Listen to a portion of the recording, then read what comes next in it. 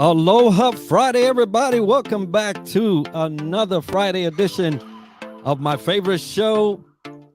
If you have never been to Hawaii, here you go. This is your opportunity.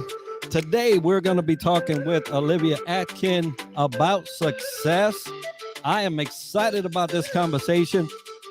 Many people are trying to get success, can't find it. It might be closer than you think. Aloha Friday, everybody. If you are coming in on the live show, get in the chat. Let us know where you're coming in from. Let us know what your definition of success is, and we'll dissect that here soon. Olivia, it's such a pleasure to have you on the show, to be with me, talk about this important topic of success and how to keep it when you get it. Before we get into the context of today's talk, tell us a little bit about you.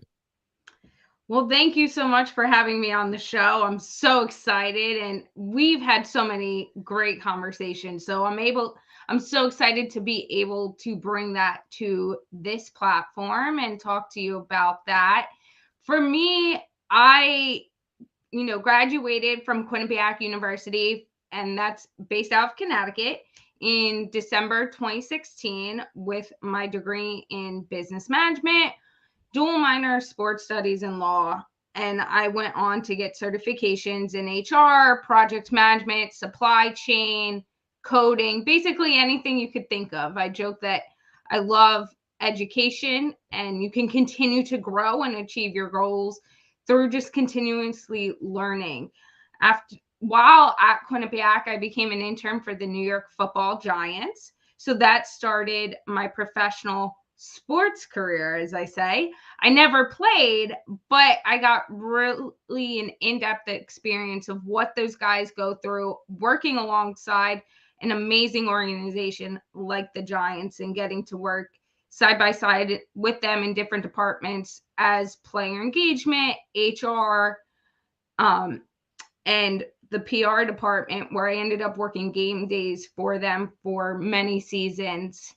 And then I decided to go back and get my degree in supply chain management, my MBA. And I ended up running, which I currently am still the president of, the ASCM Connecticut chapter. And so that has been an amazing experience, getting to see the industry changes within supply chain and have an impact on young professionals and their growth in that aspect.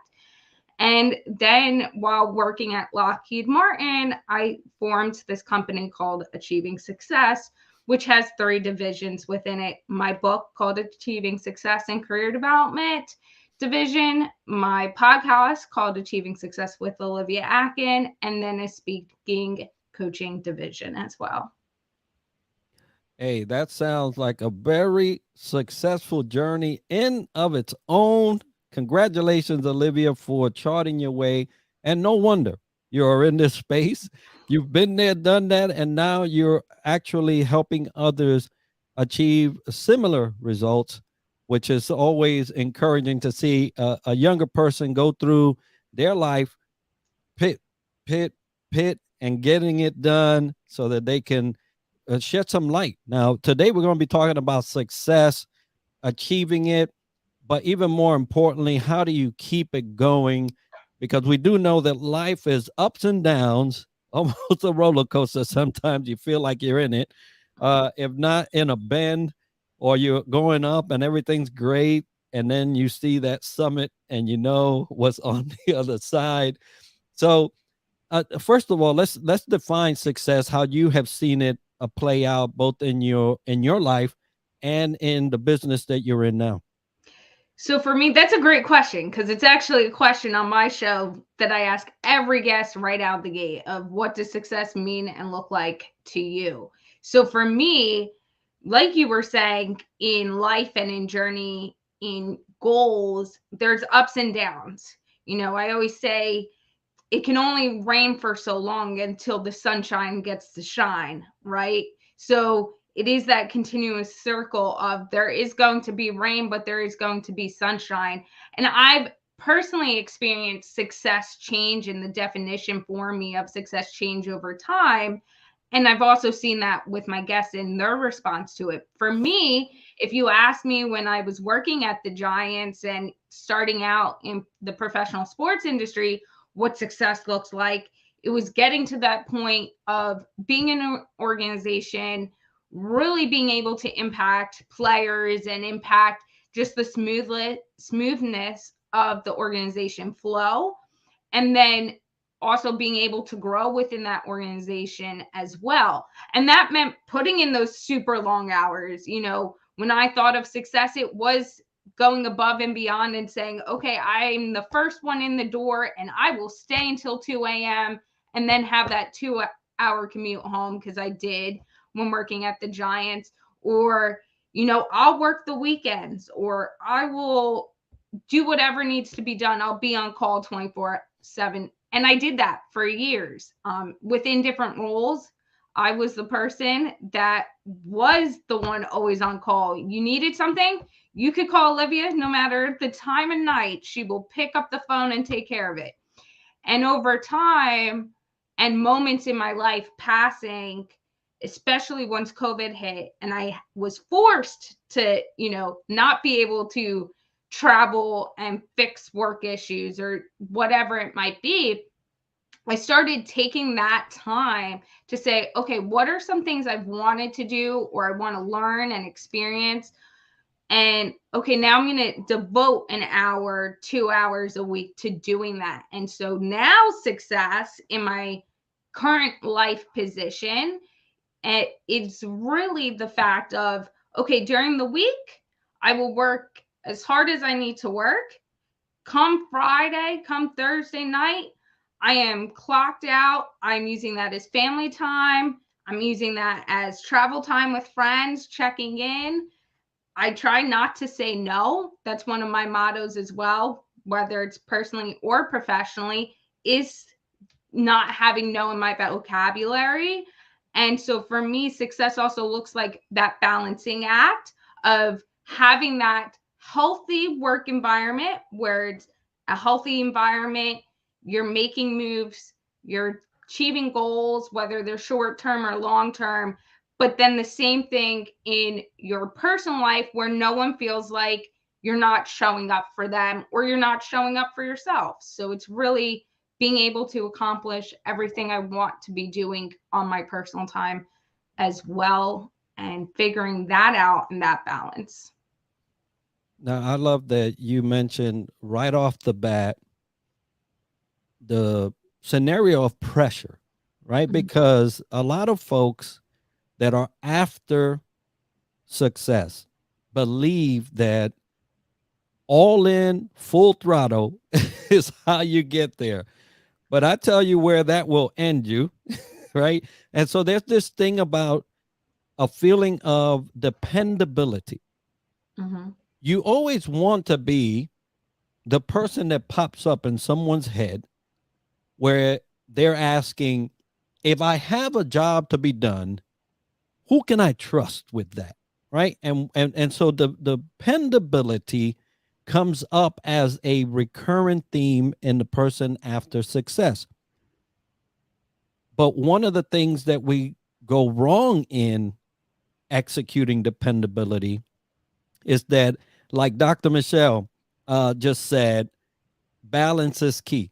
We don't take into account that if you don't get to from dependability to realization, which seems like what you did, hey, then I realized that Monday to Friday you get me, but that weekend, And hey, we're gonna have to say take some time for us. I want to jump in, and I don't mean to cut you off, but I do want to say two things. Burnout is real. You can be the hardest working person. I always was the first. I was that first one in, last one out. If a different company needed me, I would do two jobs. And there were points where I'd work for the Giants in my career, and I lived 2 hours away, so I would get into their office by 8, which meant I left by 6. There were days I wasn't leaving on a regular day. We're not even talking game day. 6 o'clock, get home at 8. But then I worked an adult sports league in my area, so I would run that league from about 8 o'clock at night till midnight. And then I go to sleep and do it all over again. And I did that for many years. And what you start to realize, like you said, was the burnout gets real. You know, my friends could say that after a certain amount of time, they, even now sometimes, because things do have to take a priority, right? You can't just, it's really easy to say, I'm going to clock in, clock out, or hey, this time is friend time. And then someone calls you with an emergency. And sometimes those emergencies have to take priority. But what was happening was I wasn't fully present in certain areas. I would make that time or try to make that time with friends, and I would be so tired. I would be at a restaurant yawning and almost falling asleep. So I was there, but you're really not there. And after doing it for years, the advantage, I always say there's darkness and lightness in everything, right? So when COVID hit, there obviously was so many horrible things that was happening with COVID, but it was the first time in 10 years that I didn't have a choice but to stop and regroup. And there were moments in my life previous to that, that, for example, I went 2 years without taking a day off. So, important family moments, like the last birthday my Nana had, I missed. The rest of my family, extended family, ended up going. And I said, this is going on at work. I'm going to stay on the weekend and take care of it. I'll attend that birthday next year. And that birthday next year never came. So there's those small things that when you take a step back and really say, what is important in the long run? I'm meeting my goals, but also is something affecting something else while I'm meeting that goal, and understanding what that is and rating that for yourself on, okay, how do I want to live my life and how can I strategically accomplish the goals I'm trying to accomplish, but not hurt other areas of my life as well. And that is so key. That is so key. So I'm listening to you, and I'm very sentimental. I'll tell you that right now, right? But things like that, I'll get to that birthday next year. And for those listening, let me tell you something. Yeah, I'll tell you this right now. I'll tell you that tomorrow and maybe 10 years from now. That what you think is so important will forget about you the moment you walk out their doors. All right. Mm-hmm. And that how it happens in the corporate world. For me, it happened in the military. After 26 years, the day you left is the day they forgot. I guarantee you. So while you thinking that you're incorporating all these aspects of your life to supply that demand of success that you think you're going after, sometimes we sacrifice some very important things, right? And then we get stuck, right? Not the Giants, not that football field, not that extracurricular sports entity. We get stuck with having to create some resolution within ourselves as to how we're going to manage the thought that this happened and I put this particular thing in front of that, and now I got to resolve that. And right, so that's a lifelong journey now that we have to attend to. But those people forgot about us, a long time ago. And so for all the professionals that are listening, if you're a leader, gonna be a leader, want to be a leader, success is not defined by your activities. Mm-hmm. It's defined by your impact. And I think that's really important and really key to anything. I always try to think of what is my impact going to be, whether it's with my company and with the employees that support me. I don't look at it as, and I've had this conversation as a business owner and being able to be a business owner, I have taken the good and the bad that I've learned in corporate. I've worked for Lockheed Martin for years. I've, worked with the Giants. I've worked in medical industry, and great leaders, when you find them, you'll notice that it's also just as important with their leadership skills that make the biggest impact on you. And so for me as a business owner, I tell my staff, okay, you're not standing behind me, you're standing next to me. We're all one unit. And if something's going on in your life, please tell me. I'd rather you know you have a safe space to confide in me and know that, listen, if you need that break, if you need that deadline extended, or you have to leave, that I understand that, because I've been there where I've not had the option, where I've had to decide what to do and in different roles. And I've decided, but like you said, it's really something where you have to be able to live with that. And at the time, and even now, I'm able to live with those decisions, because I always say, you can never look back at the journey you've had and say, this was my mistake, and blame that mistake for what the domino effect was in the impact of your life. I always say, I made the choice. So if I made the choice, I have to be able to live with the choice, good, bad, or indifferent. And if it's bad, I have to learn from that choice and say, okay, what do I want to do next time? But no matter if it's personal or professional, I always say, I have to be able to live with my decision. You might not agree with it, you might agree with it, but at the end of the day, I'm the one laying my head on the pillow and have to be okay with the choices I make and be able to process that. Yeah, very good point. When you get to realization, that's part of it. Part of that, hey, yeah, it may have not been the best of choices at the time, or I might have to some lingering effects of that choice, but it was mine to be made, and you got to own it. Ownership is huge, folks. When you're talking about success, if you cannot take ownership, you're going to be blaming something else for your decision. So let's talk about, you mentioned the trajectory of your career, both in the education piece and then in your workflow.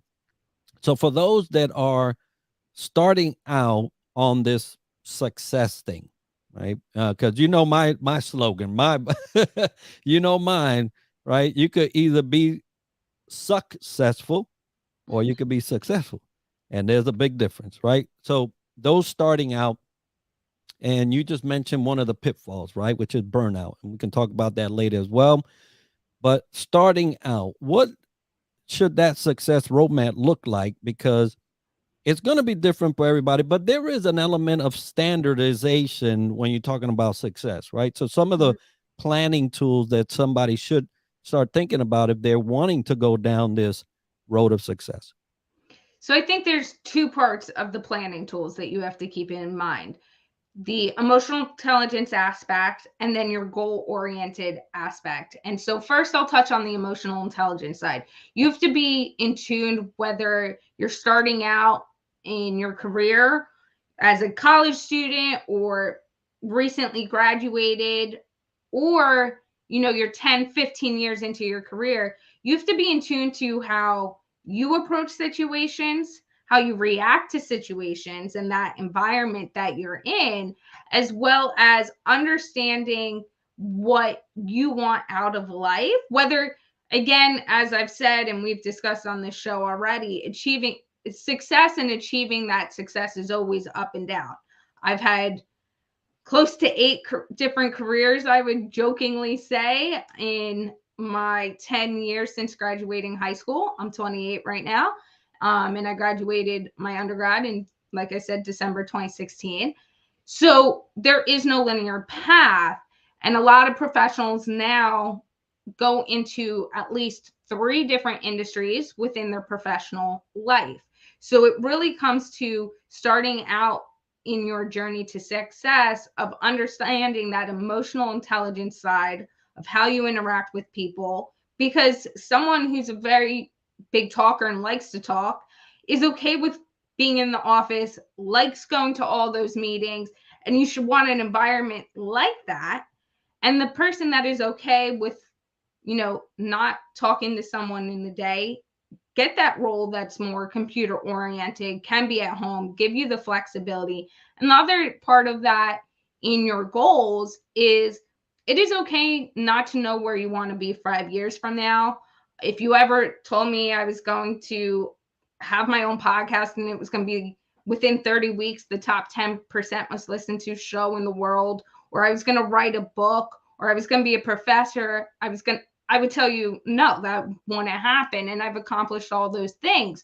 So for me, it's understanding what my goals and purposes. And I think purpose is really important because no matter what industry you might go into, and you can try many different things out, it's understanding what impact you want to be making and what kind of tasks you want to be doing. It can be very broad, but there are those underlying themes in every industry. So you just have to understand where in that theme you fit in. And Doc Michelle, she said, I Mhm. love how you remind us that success and goals evolve as life happens, right? And it truly does, right? Success, if you put it on a piece of paper, I hope you have enough pens or pencils Mhm. and enough paper, because you're going to be doing iterations of that plan. Because initially it looks like it's linear, Mhm. but we all know that success goes zigzag, it goes up and down, it goes sideways sometimes. And what you thought that success would look like, maybe it is not. And And so you have to be able to adapt.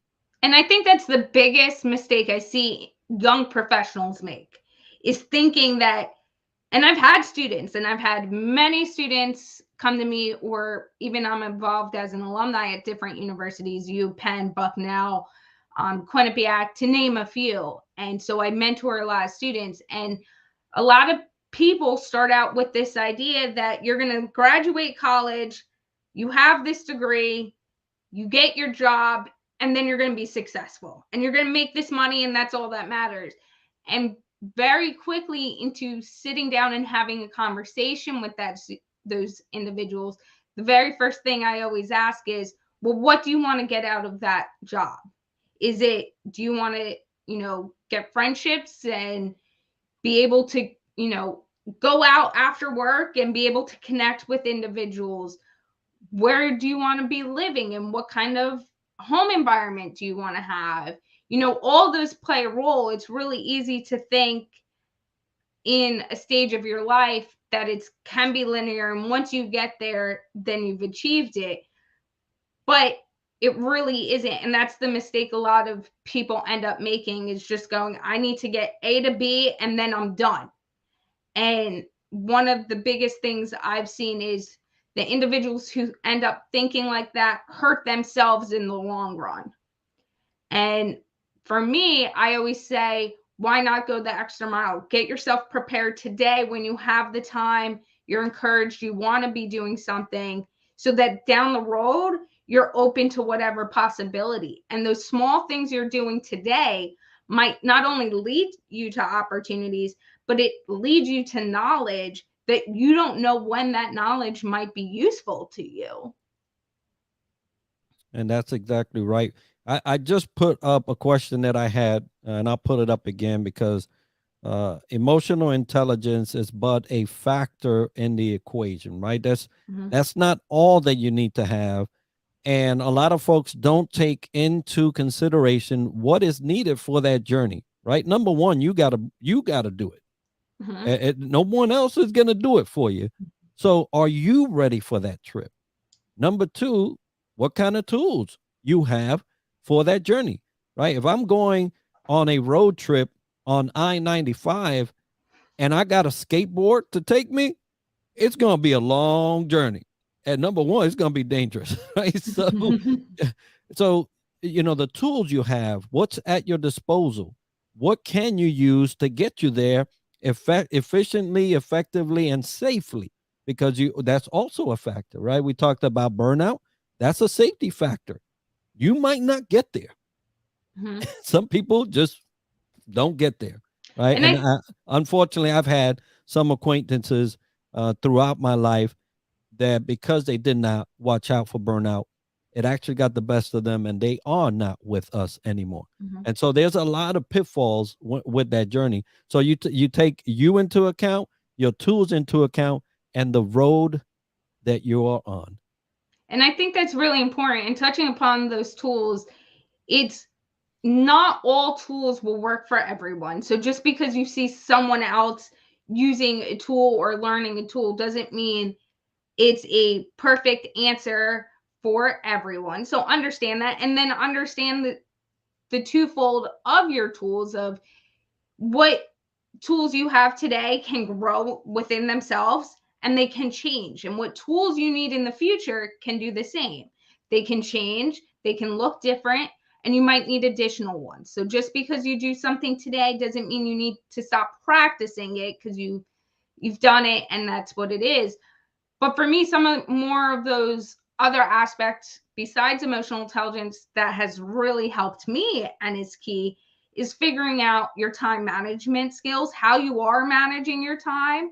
You know, I am very good, and we've joked about this, having 1,000 different things on my plate, and I can fit it in the time block. If I say, hey, I'm available from 9 a.m. or 6 a.m. Eastern time to 7 p.m.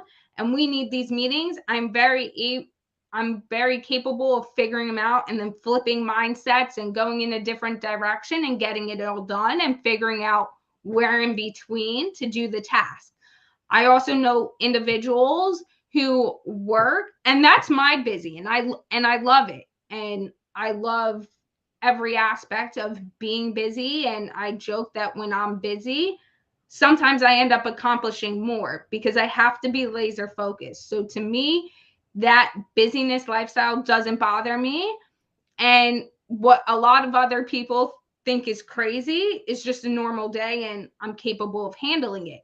Now, I do have friends who deem busy as going to work, going to the gym, and then maybe one errand. And there's nothing wrong with that. And what I try to remind people is busy means and looks different to everyone, and that's okay.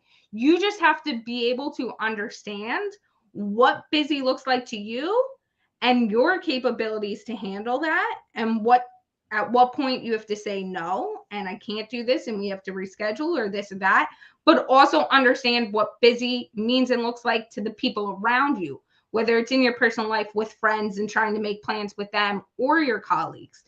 The other big thing that I think is important is understanding what goes into a role. If there's professional continuous education or a professional organization you can join to talk to like-minded people who might be going through things your company or your role is going through, it can give you tools to advance and understand different aspects of what's happening in the industry.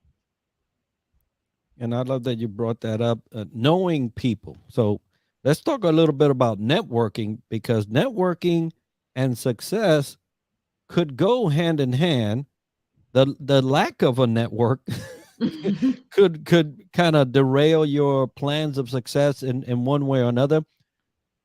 Because if if I was to define the reason why I have succeeded in any given thing in my lifetime, number one, I'm always going to give props to God. That's just it. Number two, it has been by virtue of the people I know. It has by far been one of the most contributing factors to my success. Someone saw me, said, I'm going to put my chips on Enrique and I'm going to help this brother get somewhere. And they have. So if I've attained anything, God and people. Mhm. And obviously, right, you have to put in the work. You're just not going to be, you're going to flop, right? You're going to Mhm. be one of those imposters that show up to work and say, all right, folks, let's do this. And they're like, okay, who are you? What do you think you're doing? You're all wrong. So you also have to put in the work. But those three things have been. So how have you seen network been a addition or reinforcer to you being able to succeed? Well, I want to start off by saying I like how you brought up that you have to put in the work. You have to put in your own, value into what you're doing. And like you said, you don't want to be in that imposter. And in today's world, we all see the imposters. If you're working really hard, the second someone walks in the door and they don't have true intentions, you're going to see it and you're going to pick up on it. So for me, networking though is not, it's what value I bring out, but also what value I bring in. But I look at networking as I'm not here trying to do a give and take situation. I personally don't like that approach. I know it works for some individuals, but I never like going into a room and feeling like, hey, I'll give you this or this contact if you give me that contact, and then we'll just stay LinkedIn connections and never talk again. To me, when I look at building a network, it's, hey, can I be friends with you? Let's really start, whatever situation it might be, let's start to get to know each other. Because no matter what circle or atmosphere your network is based out of, people will go to bat with for you and with you if they feel they can connect with you. And so I always say, if we can be friends and I meet you and we can hold a good conversation and we can vibe and we might have different views on things, but I'm able to listen and you're able to listen and we're able to put that together, then let's build a network and be part of my community. And it's really a community because for me, all of my contacts I make in different environments, I text, I follow up. I always tell people it's not just what you can do today, but think of mind what someone could do for you 5, 10 years from now. So I, for example, one of the things I do with my network is on Thanksgiving, on those bigger holidays, on someone's birthday, I reach out and I go through my phone on Thanksgiving morning and there's about easily 500 texts that go out and say, Happy Thanksgiving. Hope you're doing well. How's this? And I keep one thing in mind that they told me the last time we talked, and I follow up on it at that point too. How's your new dog? I saw you recently had a baby. How's the baby doing? And those moments, even though some of those individuals we haven't talked in 2 months, they feel like we're connected and they understand that I'm not just trying to get something from them. And over time, some of my best friends have come from working at the Giants and working in different professional sports environments. And we've kept in touch no matter what team or state they might be in or what countries, because some of them end up going overseas and playing, or, you know, friends from college. And for me, it isn't, I very much look at it as I'm trying to build a community, a healthy community where everyone can thrive, not just now, but in the future, and know that when they have a question, there's someone there to help them answer it and navigate it. Because that's the importance of networking as well. Like you had mentioned, Enrique, it's very much that support system. And that's what a network and a community should be for anyone, is knowing that you have that support system there to lean on, to ask the questions, and not someone that's just a number.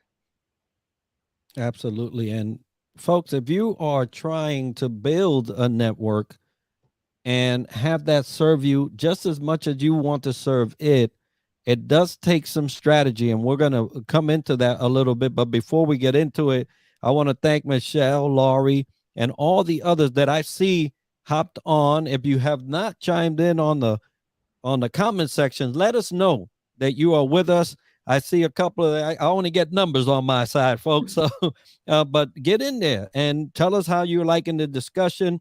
Add some value to it. If not, hey, just say hello. But so back to strategy. So strategy is something that if you want to succeed in any particular way, if you lack the strategy, your success may be short lived. But if you do create a great strategy around that, and ensure that, as we mentioned earlier, right? Have you considered your capability? And I'll put that up here. Your capability, your tools, and the road you're on. There's still some added things that you could do strategically. You just mention a strategic networking, and there is a a tact to it, right? Mm-hmm. You have Um, to be graceful. You right. can't, like I say, you can't blow up someone's LinkedIn page. And I've had that where I've had a contact reach out to me, connect, and say, I could do this for you. Okay, well, you don't even know if that's what I want or need. And you're not trying to have a conversation. You're trying to sell me on something right after off the bat. And I know probably so many of you out there have experienced that and have felt that.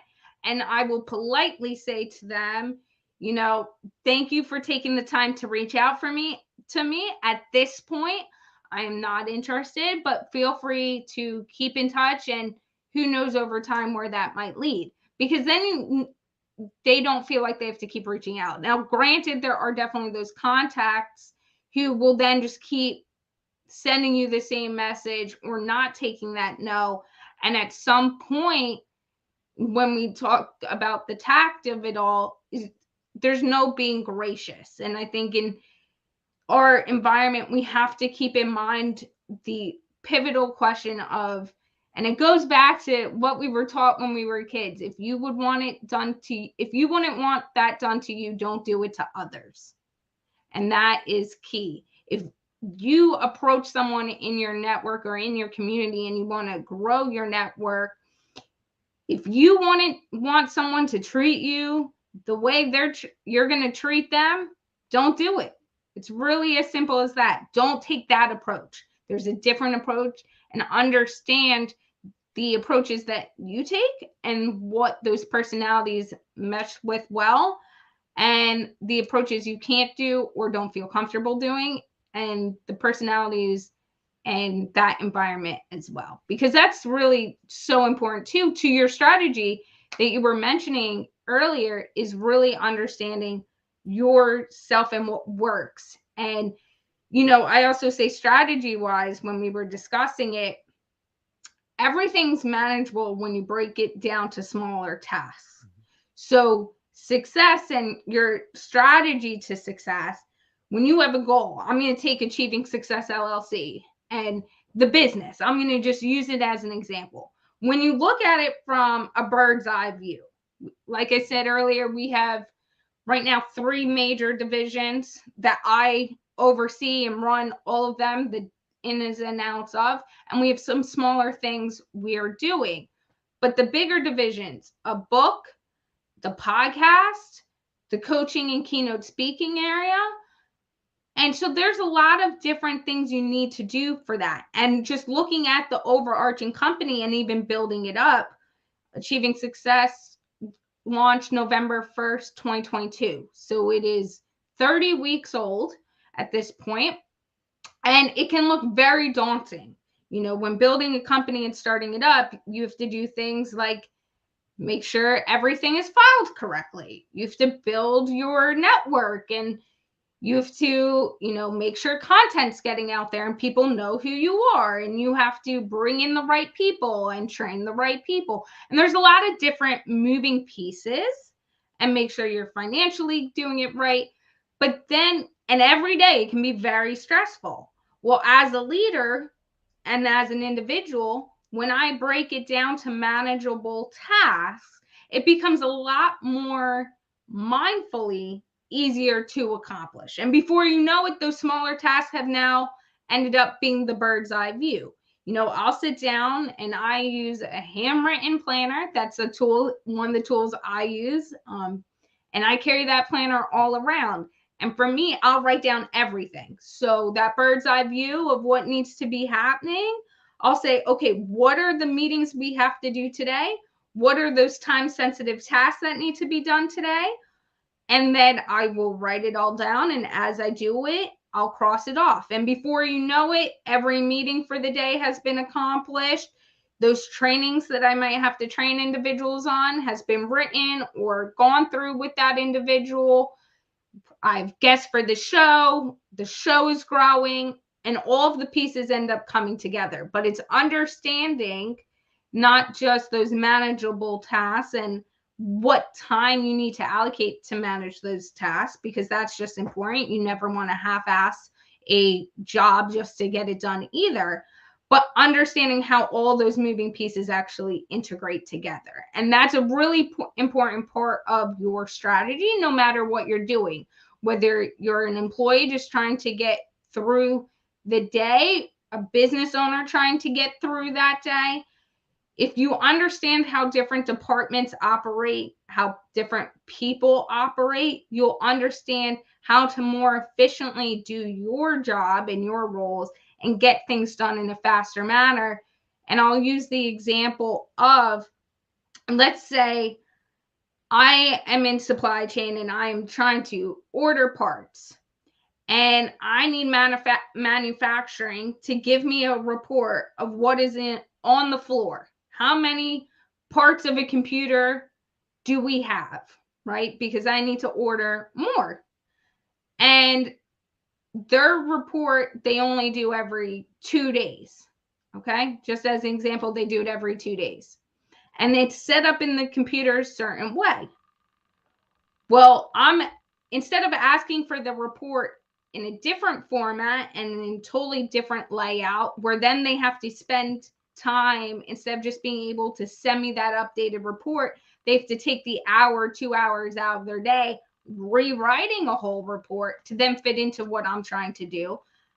I should take the time to ask them how they get their data and how it's written, and then say, okay, is that feasible for me to just take that information and write my report, or integrate it into a flow in some way that will alleviate my time?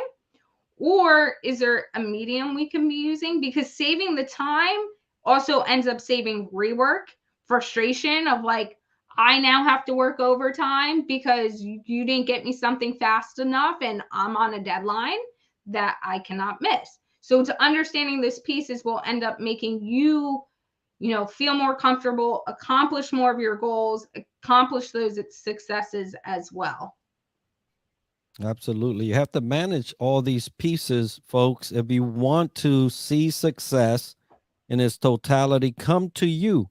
Now, one thing is for success to arrive, another thing is for success to stay. and a lot of people don't make plans for that. And sure enough, as time goes on, the highs and lows of life will bring you into a downward trend when you're talking about success. Not a bad place to be, folks. So don't fear that, because if you're always on high, the fall is higher. If you think about it, right? The higher you go, I'm on a roller coaster, which I usually don't get on. But if I'm on a roller coaster and that climb is long, that drop is long, right? So don't fear the downward, because it's just part of life. Mm-hmm. But what are you doing on that downward to ensure you get enough momentum to get you back on the rise, right? So getting there is one thing, staying there is another, and how you are actually your mindset. You talked about mindset earlier, right? You shift your mindset to a particular event as you go through the road of success.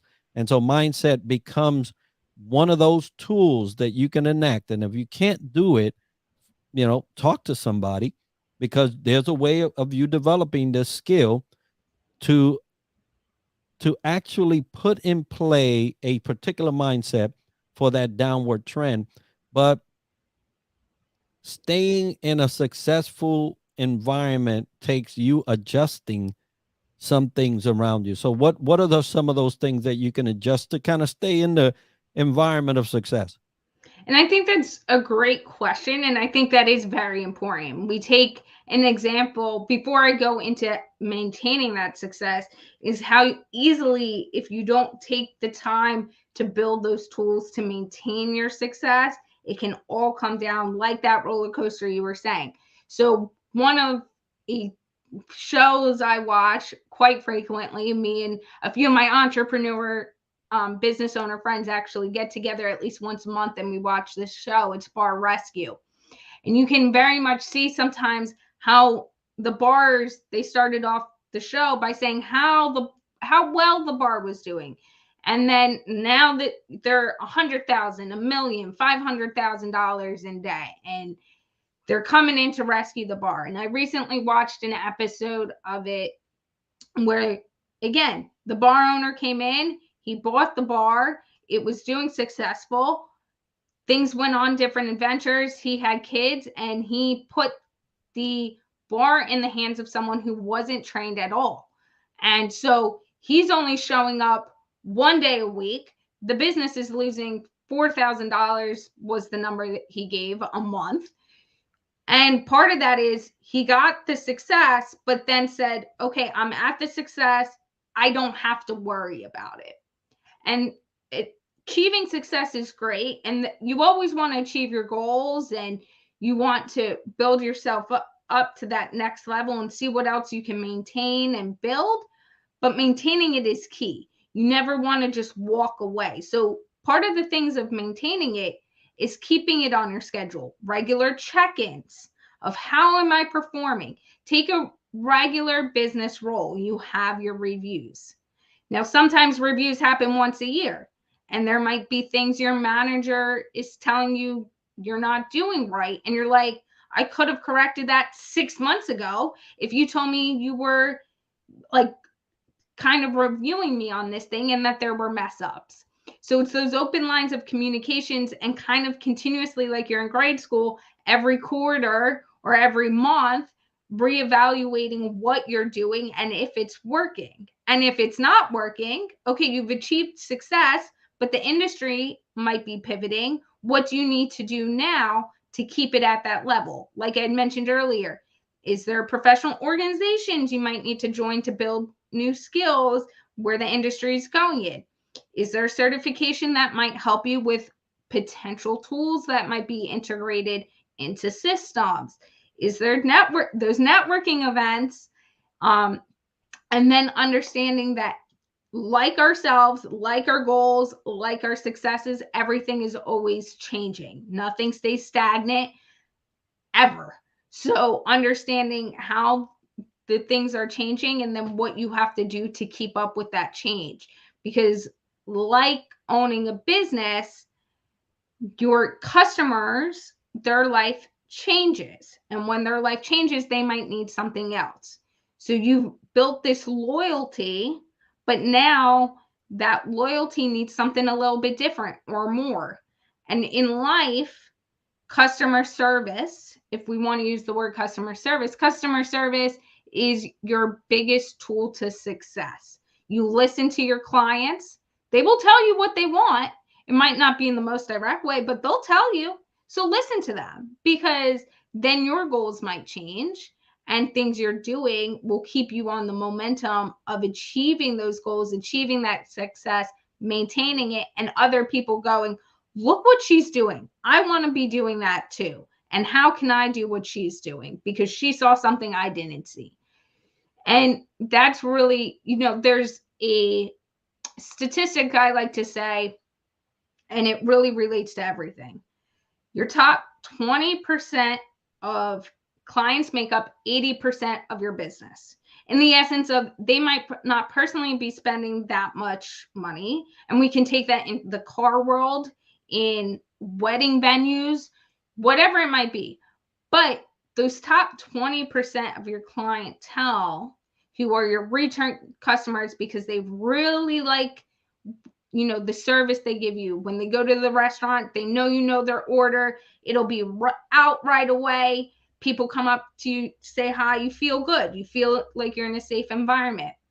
Well, not only are you going to end up going to that restaurant more and more, you're going to start bringing your friends. You're going to tell more people about it. So in return, you end up bringing in 80% of their business. So understanding that aspect and really listening is key to maintaining your success, because a lot of things can be said in silence. And when, again, if you don't prepare for change, that silence is going to be really loud, that you went on that roller coaster downfall, and instead of having that momentum to go up, you stopped at the bottom and you crashed. And so it's understanding where everything is going, your goals, and how that will fit in with the people you're serving.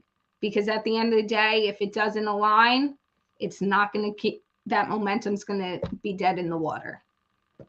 And it's amazing enough to get customers, right? Which is, for all business owners, that's what you want. You want to get customers.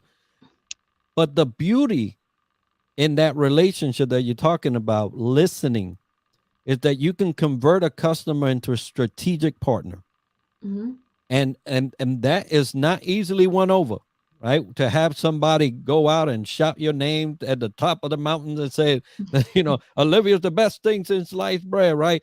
You don't get that just by having a happy customer.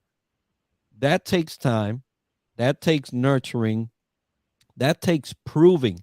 I have put on there right here, let me see if I can right here. So I have put this: imposters beware. Success will require proof, right? And customers will require proof that you are that person that's going to meet their needs in order for them to become a strategic partner. But once you get that, oh boy, stand by, because stuff starts working. All right. So talking about working, Olivia, you're working, you started Achieving Success, you wrote a book, Achieving Success, you got the podcast. There's a lot of achieving success here.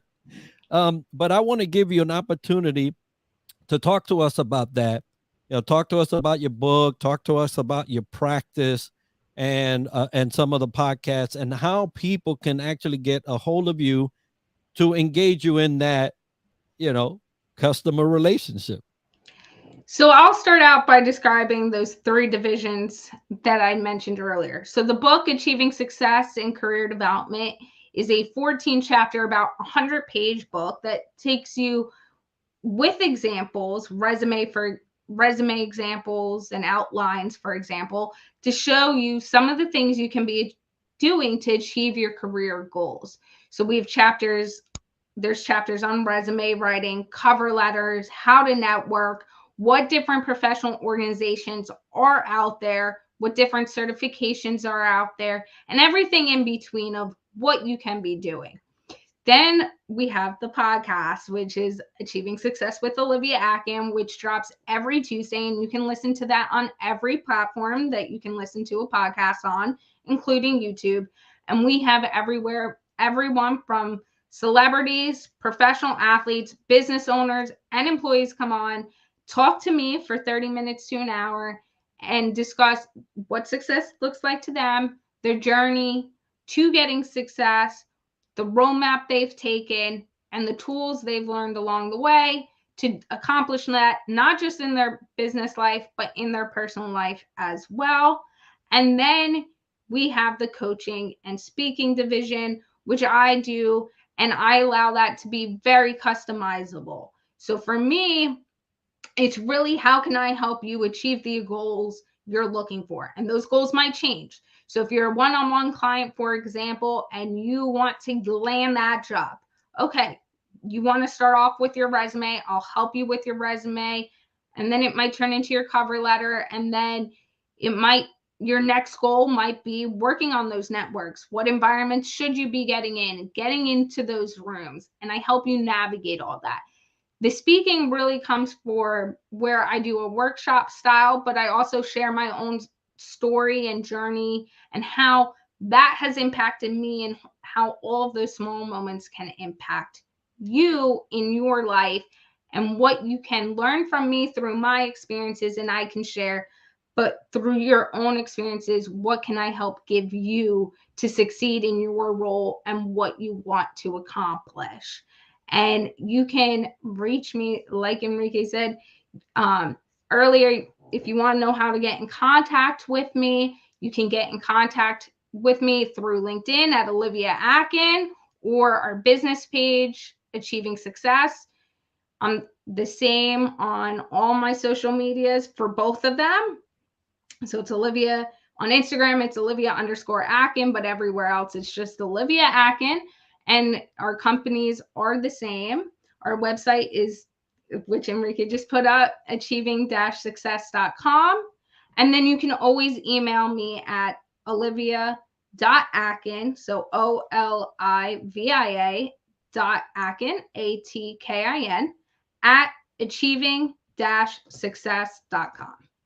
Outstanding. Olivia, thank you so much for sharing all that. Folks, I have taken the liberty, put that address in the comments. I've also put a link to her book in there. Check it out and see about her LinkedIn page. Check it out. see what she does, see if she can help you and getting on the road to success. Folks, it has been a pleasure not only to share this platform, Olivia, with you, but to have you joining with us. There's several, I'm looking at all the platforms, several visitors from all the platforms. Thank you for being with us. If you joined us live, put in there Team Live. If it's a replay, let me know. It's Team Replay. I love to converse with you, and we'll go in there and if you actually made a comment and put something in there, we'll send something back. So thank you all for being with us today as we close out Aloha Friday. Another week, another weekend. Folks, there's a lot of people finishing out their school term. Congratulations to all the graduates. Congratulations to all that made it through the year. There's a couple of things that we are working on that you can help us with. We are on the hunt for 500 on our YouTube channel, YouTube/@DTLW Podcast. If you would love, we would love you to subscribe and be part of the DTLW family. Please do so and support the effort. Another thing, I have been celebrating the entire month of May Latino and Latina leaders throughout our nation that are doing great things. Check those posts out, connect, follow those people because I'm sharing them for a reason. It is a good thing to celebrate those that are doing good things in and around our community. But today it has been all about Olivia. I hope that you go out to her page, support her podcast, buy her book. And if you want to engage her for that type of services that you would like to develop in, I'm sure she will make it a thing for you. But Aloha Friday, everybody. Thank you for joining us today, being with me this afternoon and with Olivia. We bid you a great weekend. We'll see you next week as we host another great professional in the leadership development arena. Aloha, everybody, and mahalo.